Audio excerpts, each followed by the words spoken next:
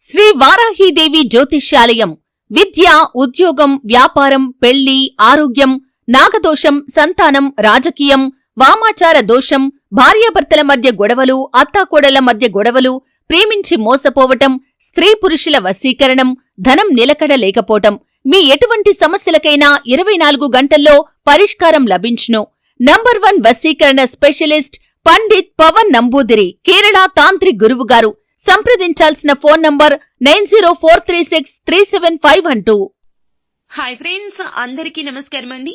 December 1వ తేదీన వస్తున్న కార్తీక అమావాస్య పరమ పవిత్రమైంది, శక్తివంతమైంది, ఆదివారంతో కూడుకొని వస్తుంది. కాబట్టి అతీంద్రియ శక్తులు కలిగిన రోజు. ఈ రోజున మరచిపోకుండా ఉప్పుతో ఈ పరిహారం చేస్తే చాలు, బిచ్చగాడు కూడా కుబేరుడు అయిపోతాడు. సంపాదన వస్తుంది, అమ్మవారి అనుగ్రహం కలుగుతుంది, కావలసినంత ఐశ్వర్యం వస్తుందంటూ శాస్త్రం చెప్తుంది. కాబట్టి ఈ యొక్క పరిహారం ఆచరించండి. కార్తీక మాసాన్ని మనము పరమ పవిత్రంగా భావిస్తుంటాము. మామూలుగానే శాస్త్రాల్లో అమావాస్యకు చాలా ప్రాధాన్యత ఇస్తారు. అమావాస్య రోజు ఏది చేసినా కానీ మనకు బాగా కలిసి వస్తుందని అందరూ కూడా నమ్ముతూ ఉంటారు. కావున ఎవరికైతే ధన సమస్యలు, అప్పుల బాధలు ఉన్నాయో అలాంటి వారు ఈ యొక్క పరిహారం చేస్తే సరిపోతుంది. లక్ష్మీదేవి స్వరూపం ఉప్పు. కాబట్టి ఉప్పుతో ఏది చేసినా మనకైతే ఖచ్చితంగా ఫలితాలు ఉంటాయని చెప్పొచ్చు. ఉప్పుతో అందరికీ అందుబాటులో ఉన్న ఈ ఉప్పుతో పరిహారాలు ఈ రోజున చేసుకున్నట్లయితే సమస్యలు అన్నీ తీరిపోతాయి, అన్ని విధాలా బాగుంటుంది. ఈ యొక్క అమావాస్య తిథి నాడు ఉప్పు పరిహారం ఈ విధంగా ఆచరించుకోండి. అసలు ఉప్పుతో ఏం చేయాలి, ఎలా చేస్తే ఎలాంటి ఫలితాలు ఉంటాయో తెలుసుకోబోయే ముందు వీడియోని పూర్తిగా చూడండి. అప్పుడే మేము ఏం చెప్పబోతున్నామో మీకు అర్థమవుతుంది. వీడియో గనక మీకు నచ్చినట్లయితే లైక్ చేయండి. మీ లైక్ మాకెంతో సపోర్ట్ అండ్ ఎంకరేజ్మెంట్ గా ఉంటుంది. ఇక ఆలస్యం చేయకుండా వీడియోలోకి వచ్చేద్దాము. ఈసారి మనకు ఆదివారంతో కూడుకున్న అమావాస్య వస్తుంది.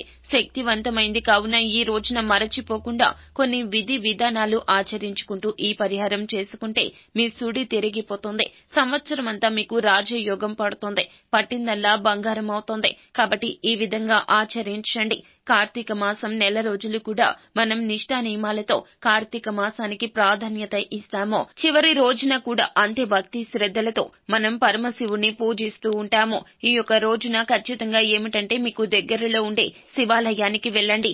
అక్కడ మీకు తోచినట్లుగా ఏమిటంటే అభిషేకం చేయండి. అంటే అందరికీ అన్ని అందుబాటులో ఉండవో కాబట్టి మీకు ఏదైతే అందుబాటులో ఉంటుందో దానితో ఖచ్చితంగా పరమశివునికి అభిషేకం చేయండి. జలంతో కానీ, పంచామృతాలతో కానీ, పాలతో కానీ, తేనెతో కానీ, లేదంటే గనక మనం ఎంచెక్క, పంచదార నీటితో అయినా కూడాను, విభూది నీటితో కానీ, పసుపు నీటితో ఇలా చేస్తే గనక పరమశివునికి అభిషేకం చేస్తే మంచిది. ఉదయాన్నే లేచి ఖచ్చితంగా కార్తీక స్నానాన్ని ఈ రోజున ఆచరించాలి. బ్రహ్మ ముహూర్తంతో లేస్తే గనక చాలా మంచిది. ఒకవేళ కుదరలేదు అనుకోండి, నార్మల్ గా మీరు లేచే టైము 9 లోపు పూజ చేసుకోండి. అమావాస్య రోజు చాలా మంచి ఫలితం వస్తుంది అన్నమాట. అద్భుతాలు సృష్టించగలుగుతారు. అలాగే 9 లోపు మీ ఇంట్లో పూజ చేసుకుంటే అదృష్టం, ఐశ్వర్యం కూడా పడుతుంది. బ్రహ్మ ముహూర్తం అంటే గనక మనకి 4 గంటల నుండి 5 గంటల 30 నిమిషాల సమయము. ఈ యొక్క ముహూర్తాన్ని బ్రహ్మ ముహూర్తం అంటాము. ఈ సమయంలో మీరు శుచిగా చేసేటటువంటి స్నాన కార్యక్రమాలు చేసేసి కార్తీక స్నానాన్ని కూడా ఈ రోజు ఆచరించి, చాలా మంది ఈ రోజున కార్తీక స్నానం చేసి దీపం పెట్టుకుని ఆ తర్వాత ఏమిటంటే చక్కగా చిన్న బెల్లం ముక్కని సమర్పించేసి ధూప దీప నైవేద్యాలతో శివయ్యను పూజించుకుంటారు. అష్టైశ్వర్యాలు కలుగుతాయి. సింపుల్ గా పూజ చేసుకుని శివాలయానికి వెళ్లి శివాలయంలో కూడా పూజా కార్యక్రమాలు చేసుకుంటే సరిపోతుంది. ఇక ఆ తర్వాత ఏమిటంటే గనక ఇలా మీరు పూజలు ఇవన్నీ కూడా చేసుకున్నాక ఈ పరిహారం చేసేసుకోండి. మంచి ఫలితం దక్కుతుంది. మానవ జీవితంలో ధన సమస్య అధికంగా ఉంటుంది. డబ్బు ఏమిటంటే ఆర్థికంగా అందరికీ అవసరం కదండి. కొంతమందికి డబ్బు బాగా కలిసి రాదు, ఇబ్బందులు పడుతూ ఉంటారు, ఆర్థిక కష్టం ఎదుర్కొంటారు. ఎన్ని చేసినా ఎంత చేసినా ధన సమస్యలు ఒక పట్టాన తీరవో, ఇలా ఇబ్బంది పెడుతుంటాయి. ఇలాంటి వాళ్ళు గనక ఈ రోజు చెప్పిన విధంగా ఈ విధంగా పరిహారం చేసుకుంటే బ్రహ్మాండవంతమైన ఫలితం వస్తుంది. మీ జీవితం మారిపోతుంది. ఉప్పే కదా అని అనుకుంటాము. ఉప్పుకు చాలా శక్తి ఉంటుంది.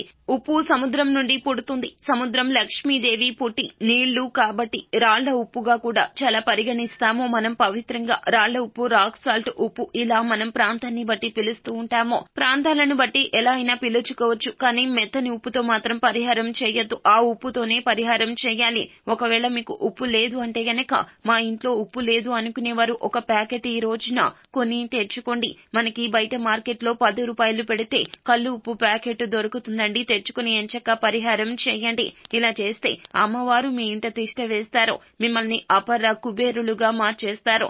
ఈ రోజు బాగా కలిసి వస్తుంది కావున ఉప్పును కొంటే కూడా అదృష్టం వరిస్తుంది. ఉప్పుని ఇంటికి తెచ్చుకోండి. ఈ రోజున ఉప్పుతో పాటు అమ్మవారు కూడా ఇంటికి తిరిగి వస్తుంది. కాబట్టి తప్పకుండా ఇలా తెచ్చుకొని ఆ యొక్క ఉప్పుని పూజ గదిలో పెట్టుకుని ఈ యొక్క ఉప్పును తీసుకుని పరిహారం చేసుకుంటే సరిపోతుంది అన్నమాట. ధన సమస్య తీరిపోతుంది. ఎంతటి పేదవారు అయినా సరే కుబేరులుగా మారతారు. బిచ్చగాడు సైతం కూడా కుబేరులుగా మారడానికి అవకాశం ఉంటుంది అన్నమాట. అందుకే ఒక చిన్న బౌల్ తీసుకోండి. గాజు బౌల్ కావచ్చు, స్టీల్ బౌల్ కావచ్చు, లేదా స్టీల్ ప్లేట్ అయినా తీసుకోండి, సరిపోతుంది. ఇలాగే చేయాలని ఏమీ లేదండి. మనకు ఏదైతే అందుబాటులో ఉంటే దానితో పరిహారం నిష్ఠానియమంగా ఆచరించవచ్చు. దేవుడిపై మనం మనసంతా కూడా తప్పకుండా లగ్నం చేసుకోవాలి. ఇలా చేసుకుని పరిహారం చేస్తే మంచి జరుగుతుంది. మనసులో సంకల్పం గట్టిగా చెప్పుకొని పరిహారం చేస్తే పరిహారం సిద్ధిస్తుంది. మనం ఇలా అనేసుకుని ఆ తర్వాత పరిహారాన్ని మొదలు పెడితే తప్పకుండా ఫలితాలు ఉంటాయి అన్నమాట. ఇలా మీరు ఏం చేయాలి అంటే గనక ఒక బౌల్ తీసుకోండి. ఏదైనా పర్వాలేదు. తీసేసుకున్న తర్వాత మీ చేతితో ఏమిటంటే గనక అందులో గుప్పెడంత ఉప్పు పోయండి. అలా పోసిన తర్వాత అది లక్ష్మీదేవి పటం ముందు పెట్టేయండి. అనంతరం ఏమిటంటే గనక అందులో 21 రూపాయలు కానీ లేదా 11 రూపాయలు కానీ పెట్టుకోండి. మీ ఇష్టాన్ని బట్టి ఎంత పెట్టినా పర్వాలేదు.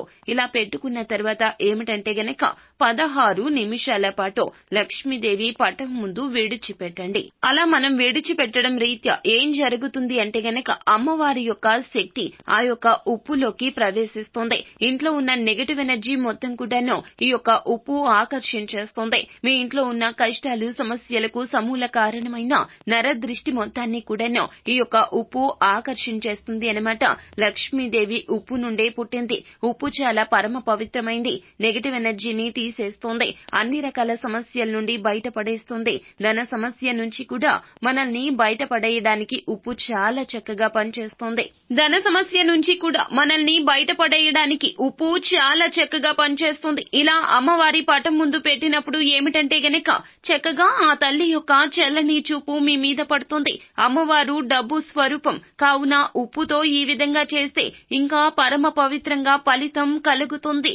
రెట్టింపు ఫలితం కలగడానికి అవకాశం ఉంటుంది.